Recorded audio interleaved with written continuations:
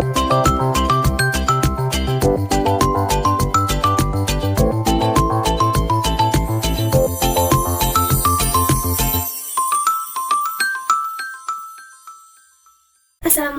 warahmatullahi wabarakatuh. Kembali lagi bersama saya Wilda Alfarahmania. Pada video saya kali ini saya akan menjelaskan mengenai bab 12 yang berjudul VPN Tunneling. Pada bab 12 kita kali ini, di sini kita akan membahas 16 materi ya teman-teman. Kita masuk pada materi yang pertama, yaitu konsep VPN Tunneling. Jadi, kepanjangan dari VPN itu adalah Virtual Private Network. Untuk implementasi VPN di sini contohnya, misalnya di sini terdapat kantor pusat yang ada di Jakarta dan juga terdapat kantor cabang yang ada di Semarang, di mana kedua kantor tersebut memiliki jaringan lokalnya masing-masing. Nah, kedua kantor tersebut adalah satu perusahaan yang otomatis file mereka itu sama.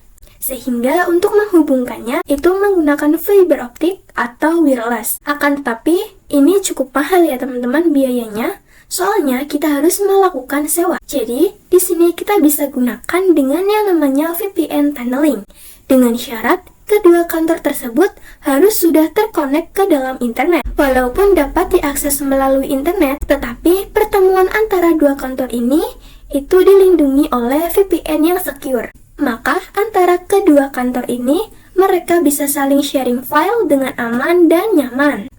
Jadi, VPN Tunneling ini digunakan ketika akan menghubungkan interface secara virtual yang jarak antara kedua kantor tersebut cukup jauh. Adapun jenis-jenis VPN Tunneling, yaitu ada EOIP, PPTP, dan SSTP, kemudian ada L2TP, dan ada OpenVPN. Kita lanjut pada materi yang kedua, yaitu setup topologi.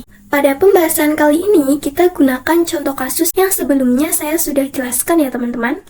Oke, di sini saya menambahkan dua router yang sama dan terhubung ke ISP dengan tipe cold NAT. Nah, untuk cara agar kabelnya melengkung, kalian bisa klik kanan. Kemudian tipenya kita pilih yang besar. Kalian bisa rapihkan agar dia kabelnya melengkung seperti ini ya teman-teman. Kemudian di sini saya sudah tambahkan juga dua buah VPC-nya yang sudah saya hubungkan ke routernya masing-masing.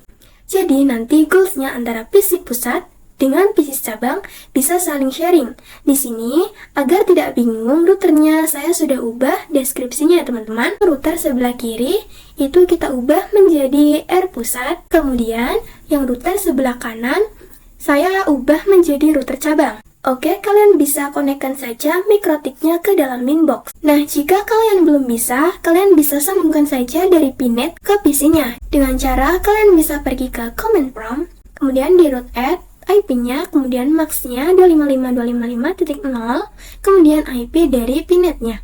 Di sini pada router pusat kita ganti hostname-nya dengan sistem identity. Kemudian kita ubah menjadi R pusat, sama seperti topologinya ya teman-teman. Jika sudah, kita bisa apply dan oke.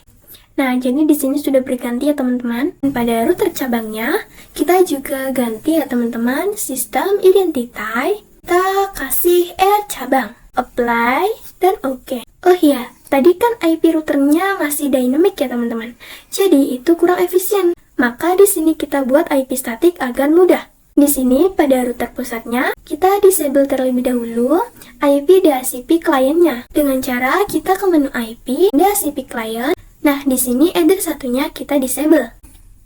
Kemudian kita pastikan DNS, di sini masih kosong ya teman-teman. Dan juga pada IP roots-nya, di sini pada router cabangnya, kita sama ya teman-teman, IP DHCP kliennya, kita disable saja. Kemudian di sini kita setting IP-nya secara statik. Pada router pusat kita IP address, kemudian add address sama dengan IP-nya. Di sini saya mau IP 10.0.137.156/24. Kemudian interface-nya sama dengan header 1. Kita enter, kemudian kita cek print.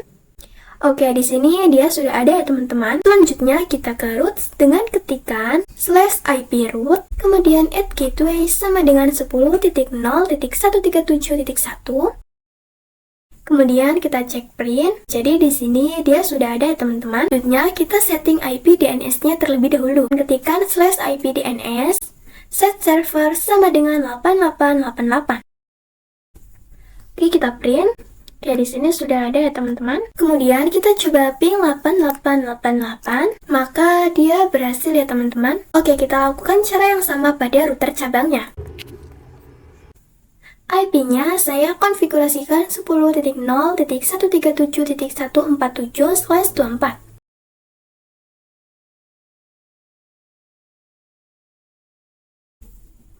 Oke, jika sudah, kita coba ping 88 juga, maka dia berhasil ya teman-teman.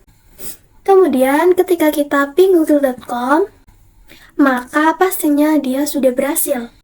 Kemudian jika kita coba login kembali pada Winbox-nya, di sini kita ketikkan saja IP-nya 10.0.137.156 untuk router pusatnya. Kita connect. Oke, maka dia berhasil ya teman-teman. Dan jika kita connect untuk router cabangnya,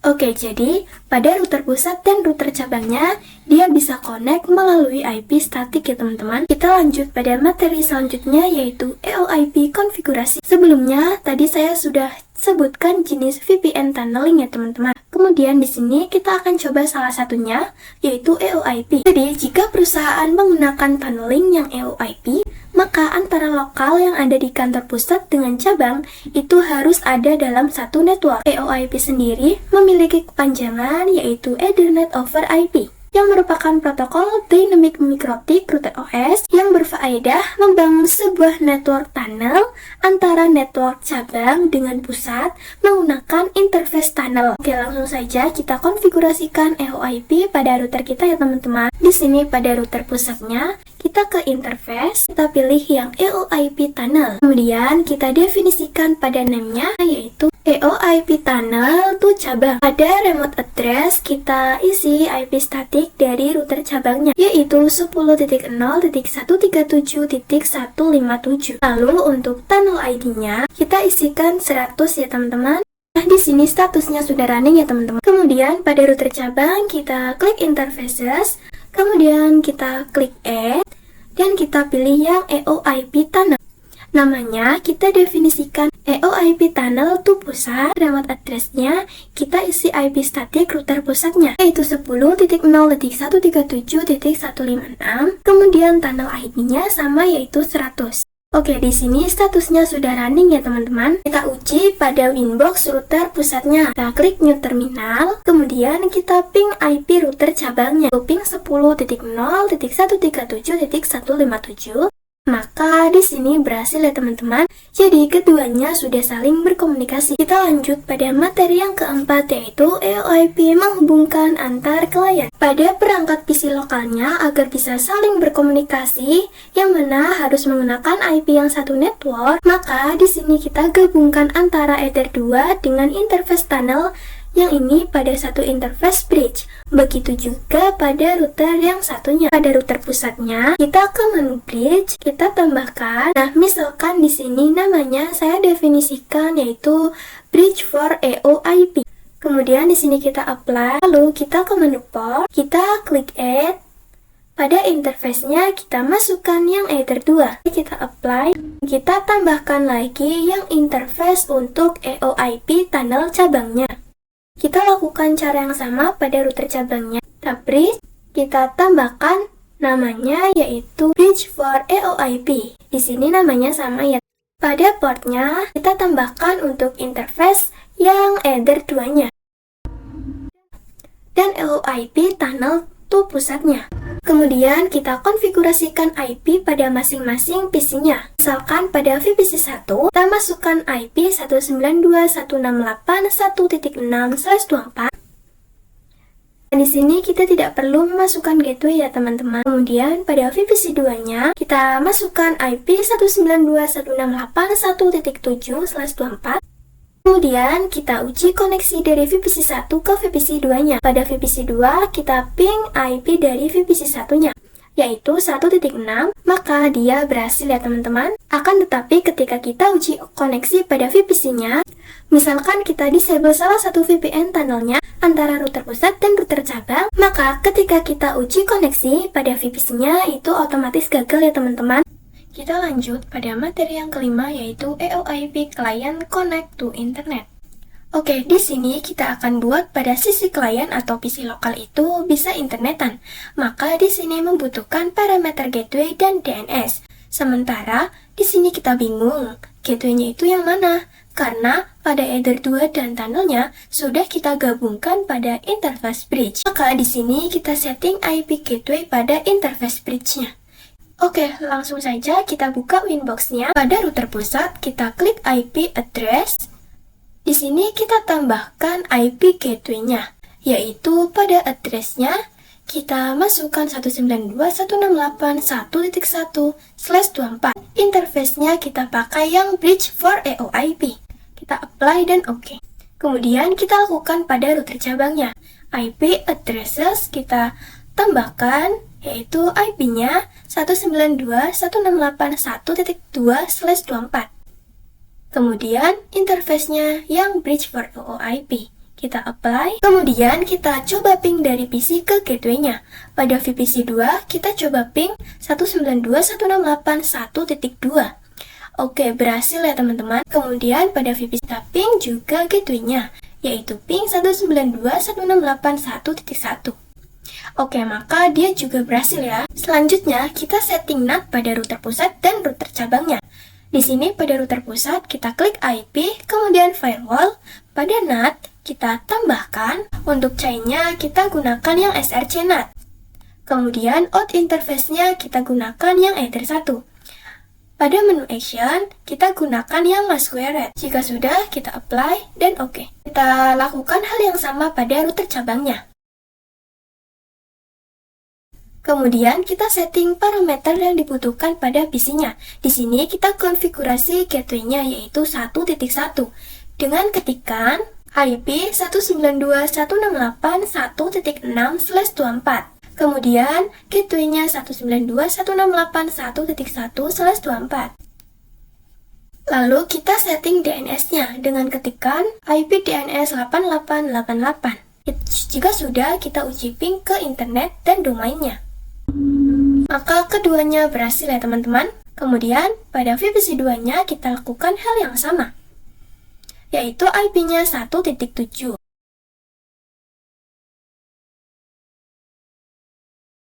Oke, maka pada VPC 2 kita bisa ping ke domain dan internetnya ya. Kita lanjut pada materi yang keenam, yaitu point-to-point protocol. Oke, jadi point-to-point protocol itu digunakan ketika network antara dua lokal klien itu berbeda. Nah, jadi kalau yang EOIP itu antara networknya itu harus sama. Sedangkan kalau yang PPP ini networknya berbeda. Pada PPP ini terdapat jenis tunnel, yaitu ada PPPoE, SSTP, L2TP, dan PPTP. Nanti kita akan bahas satu persatu. Nah, di sini untuk PPP itu lebih secure karena kita bisa menambahkan password dan juga lain sebagainya.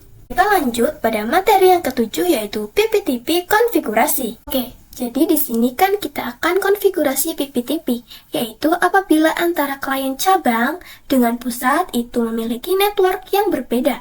Pada PPTP ini bekerja layaknya klien dan juga server. Jadi pada topologi ini, pada router pusatnya kita jadikan sebagai server dan router cabangnya kita jadikan sebagai klien. Nah, nanti kita akan lakukan addressing pada router yang mengarah ke klien. Oke, langsung saja kita lakukan pada Winbox-nya. Oke, pada router pusat kita klik IP, kemudian addresses. Nah, di sini bridge for EOIP-nya sudah saya hapus. Kemudian kita tambahkan untuk IP yang mengarah ke Ether 2-nya, yaitu 1.1. Jika sudah, kita apply. Oke, selanjutnya kita setting DHCP servernya agar kliennya mendapatkan IP secara otomatis. Kita klik IP, kemudian DHCP server. Pada DHCP setup, interface kita gunakan yang Ether 2. Kita next saja. Kemudian kita lakukan hal yang sama pada router cabangnya. Di sini kita klik IP, kemudian addresses. Di sini kita tambahkan IP yang mengarah ke Ether 2-nya. yaitu 2.1/24. Di sini interface-nya header 2, kita apply. Selanjutnya pada IP DHCP server, DHCP setup. Di sini sudah ya. Oke, di sini kalian bisa request IP-nya pada VPC 1, kita ketikkan IP DHCP. Nah, di sini saya mendapatkan IP 1.254. Kemudian pada VPC 2 kita IP DHCP. Maka di sini dia mendapatkan IP 2.254. Selanjutnya di sini pada router pusat kita konfigurasikan PPTP server. Kita klik menu PPP. Pada PPTP server, kita checklist enabled-nya. Jika sudah, kita apply dan oke. Sekarang kita jadikan router cabang sebagai klien yang ketika ingin terhubung ke PPTP tunnel akan menggunakan username dan password. Di sini kita buat pada menu secret. Kemudian name-nya saya definisikan yaitu misal PPTP strip alpha. Passwordnya saya masukkan 123. Kemudian service-nya kita pilih yang PPTP. Kemudian di sini pada local address dan remote address, yang mana bagian ini diisi IP interface tunnelnya. Kalau yang local address berisi IP tunnel dari sisi server, sedangkan kalau remote address berisi IP tunnel dari sisi klien. Untuk IP-nya bisa langsung kita definisikan di sini. Misal pada local address IP-nya 10.10.10.1. Kemudian pada remote address IP-nya yaitu 10.10.10.2. Maka IP interface tunnel pada klien itu sudah kita definisikan ini ya teman-teman. Kita apply dan oke. Selanjutnya kita konfigurasikan PPTP servernya pada router cabang. Kita PPP, kita klik add dan kita pilih yang PPTP client. Pada dial out connect to-nya kita definisikan kita mau kemana. Karena kita mau ke router pusat, maka di sini kita isi IP statik dari router pusatnya. Jadi bukan tunnel ya teman-teman. Kita isikan saja 10.0.137. Untuk usernya tadi kita definisikan PPTP strip alpha, kemudian passwordnya 123. Kita apply dan oke. Oke, di sini sudah ada informasi status running ya teman-teman. Sekarang kita cek pada IP addresses. Oke, maka di sini sudah ada ya teman-teman. Kemudian pada routing table di router pusatnya di sini dia sudah ada ya teman-teman. Oke, kita cek pada new terminal. Di sini kita ping 10.10.10.2. Oke, maka di sini dia sudah berhasil. Kita lanjut pada materi yang ke-8 yaitu PPTP static routing dan tes koneksi. Jadi di sini kita akan lakukan static routing agar klien bisa saling berkomunikasi. Oke, di sini kita akan lakukan melalui CLI pada router pusatnya ya. Kita ketikkan IP root print. Oke, maka di sini dia sudah terdapat informasinya. Kemudian di sini kita ketikkan IP root dan add DST address sama dengan network dari kliennya, yaitu 192.168.2.0/24. Kemudian gateway sama dengan IP tunnelnya router cabang, yaitu 10.10.10.2. Lalu kita cek print. Oke, di sini terdapat informasi AS pada IP 192.168.2.0 ya. Kita lakukan cara yang sama pada router cabangnya. Di sini kita akan lakukan dengan cara GUI. Pada menu IP routes, kita klik add. DST address kita masukkan 192.168.1.0/24. Kemudian pada gateway-nya kita isi IP tunnel dari router pusatnya, yaitu 10.10.10.1. Jika sudah, kita apply dan oke. Selanjutnya kita uji ping dari VPC 1 ke VPC 2-nya. Pada VPC 1 kita ping 192.168.2.254. Oke, maka dia berhasil ya teman-teman. Oke, pada VPC 2 kita coba ping ke internet. Oke, maka di sini dia berhasil ya. Kemudian kita ping ke domain. Maka di sini keduanya sudah berhasil. Kita lanjut pada materi yang ke-9 yaitu L2TP konsep dan setup topologi. Di sini saya akan membahas jenis VPN tunneling yang L2TP. Sebenarnya L2TP itu tidak jauh berbeda pada PPTP. Hanya saja dari segi security, itu L2TP lebih baik dibandingkan PPTP. L2TP atau Layer 2 Tunneling Protocol ini merupakan protokol tunneling yang digunakan untuk membuat VPN. L2TP juga bisa digunakan untuk mengakses jaringan kantor, misal kita sedang tidak berada di kantor tersebut, tetapi kita ingin mengakses jaringan yang ada di kantor tersebut, maka kita bisa mengaksesnya melalui L2TP. Oke, langsung saja kita setup topologinya untuk praktik kali ini. Di sini kita hapus saja semua konfigurasi PPTP-nya agar tidak bertabrakan. Pada router pusat, pada IP addresses, IP yang 10.1 kita hapus saja. Kemudian ke PPP, pada interface-nya kita hapus saja pada konfigurasi ini. Kemudian pada menu secret kita hapus saja. Pada active connection di sini pastikan dia sudah kosong. Oke, di sini kita hapus.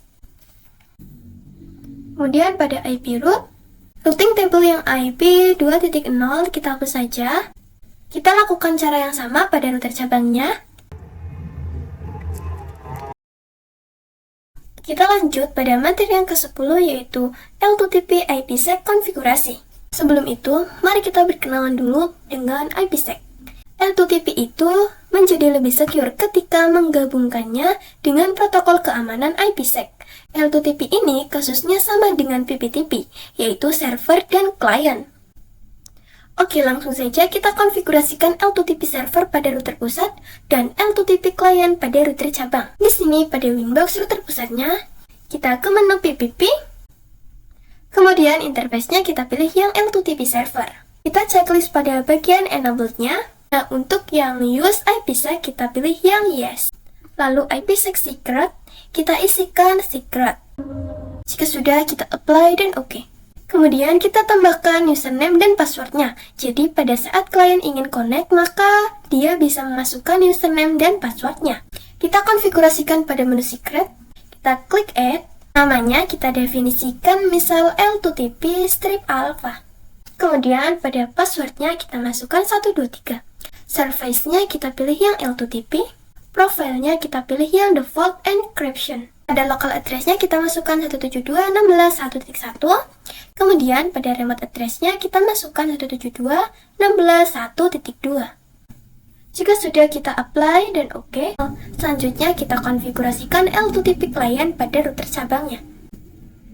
Kita ke menu PPP. Pada interface-nya kita klik add, kemudian pilih yang L2TP client. Lalu pada dial out, connect to-nya kita isi IP router pusatnya, yaitu 10.0.137.146. Usernya tadi saya definisikan L2TP strip alpha, kemudian passwordnya 123. Pada use IPsec kita checklist, lalu pada IPsec secret kita isikan secret. Jika sudah, kita apply dan oke. Kemudian kita cek pada IP address. Nah, di sini dia sudah ada ya teman-teman. Kemudian pada router pusatnya kita cek pada active connection. Nah, di sini dia sudah aktif ya teman-teman. Nah, pada IP address-nya juga dia sudah ada. Pada router pusat, pada new terminal kita ping 172.16.1.2. Oke, maka dia berhasil ya teman-teman. Pada router cabangnya juga di sini kita ping 172.16.1.1. Maka keduanya sudah berhasil. Kita lanjut pada materi yang ke-11 yaitu L2TP static routing dan tes koneksi. Di sini kita lanjut routing statik agar PC lokal pusat dengan PC lokal cabang bisa saling berkomunikasi. Caranya sama seperti sebelumnya. Jadi misal pada router pusat kita klik IP root. DSD address-nya kita isi network router cabangnya yaitu 192.168.2.0. Kemudian gateway-nya kita isi IP tunnel dari router cabangnya yaitu 172.16.1.2. Kita apply dan oke. Oke, maka di sini dia sudah muncul dengan informasi aktif statik. Selanjutnya kita lakukan routing pada router cabangnya. Kita klik IP root. Kita tambahkan untuk DSD address-nya kita isi networknya router cabang yaitu 192.168.1.0/24. Kemudian gateway-nya kita isi IP tunnel dari router cabang yaitu 172.16.1.1. Jika sudah, kita apply. Oke, di sini dia juga sudah muncul dengan informasi aktif statik ya teman-teman. Kemudian kita lakukan tes ping antar PC-nya. VPC 1 dan VPC 2-nya kita cek IP DHCP. Pada VPC 2 kita ping ke VPC 1. Ping 192.168.1.254. Oke, maka dia berhasil ya. Lalu kita coba cek trace untuk melihat rincian jalan yang dilewati dengan ketikan trace 192.168.1.254. Nah, maka di sini terdapat rinciannya ya teman-teman. Dan pada router pusatnya, kita ke new terminal. Di sini kita coba pick 192.168.2.254. Maka di sini berhasil. Kita lanjut pada materi yang ke-12 yaitu PPPoE konsep. Jadi, PPPoE ini berbeda dengan jenis tunnel sebelumnya. PPPoE digunakan untuk mengamankan layer 2 koneksi. Nah, dalam sebuah ISP, kan pastinya kita punya router. Router ini terkoneksi dengan router customer. Nah, customer itu pasti memiliki jaringan lokalnya sendiri. Maka tidak cuma ditulis IP-nya saja pada router, akan tetapi nanti dia akan ada pengamannya. Nah, basis PPPoE itu sama, yaitu server dan klien. PPPoE atau Point-to-Point Protocol over Ethernet ini merupakan jenis protokol tunnel layer kedua yang digunakan untuk mengontrol akses ke jaringan. PPPoE ini hanya bekerja pada satu broadcast domain atau satu network saja. Kita lanjut pada materi yang ke-13 yaitu PPPoE Setting Topology. Oke, di sini kalian rapikan topologinya agar seperti ini ya. Kemudian deskripsinya yang router pusat kita ganti menjadi router ISP. Yang router cabang kita ganti menjadi R-Alpha. Selanjutnya pada router ISP kita konekkan romonnya. Kita tool romon kemudian set enabled sama dengan yes. Kemudian pada router alpha-nya juga sama ya teman-teman. Yaitu tool romon kemudian set enabled sama dengan yes. Di sini pada router pusat atau router ISP-nya kita klik new inbox. Kemudian di sini router alpha kita konekkan via router ISP. Oke, maka di sini berhasil ya teman-teman. Kita lanjut pada materi yang ke-14 yaitu PPPoE konfigurasi.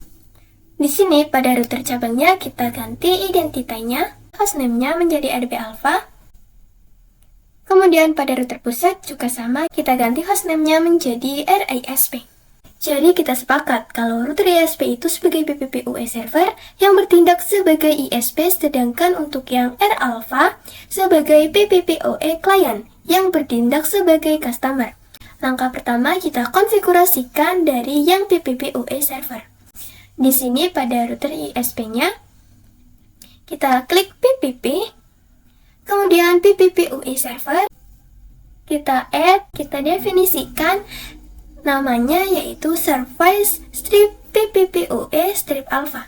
Kemudian interface-nya kita isi yang mengarah ke router alpha yaitu Ether 2. Kita apply dan oke. Kemudian kita buat autentikasi username dan password untuk router alpha ketika dia ingin terkonek dengan ISP-nya. Pada menu secret kita tambahkan name-nya, saya definisikan PPPoE strip alpha. Kemudian passwordnya saya masukkan 123. Service-nya kita pilih yang PPPoE. Kemudian local address-nya kita isikan misal 192.168.1.1. Kemudian pada remote address-nya 192.168.1.2. Jika sudah kita apply dan oke. Selanjutnya kita konfigurasikan PPPoE kliennya pada router alpha. Kita klik PPP, kita tambahkan lalu pilih yang PPPoE client. Di sini kita pastikan untuk interface-nya yang mengarah ke router ISP adalah Ether 1. Pada dial out-nya, kita buat autentikasi username dan password-nya. Untuk usernya, saya masukkan PPPoE strip alpha, kemudian password-nya 123. Pada bagian use peer DNS dan add default route, kita checklist ya teman-teman, agar router alpha bisa internetan. Jika sudah, kita apply dan oke. Oke, di sini sudah ada informasi status running ya teman-teman. Pada router ISP kita ke active connection juga dia sudah terkonek ya.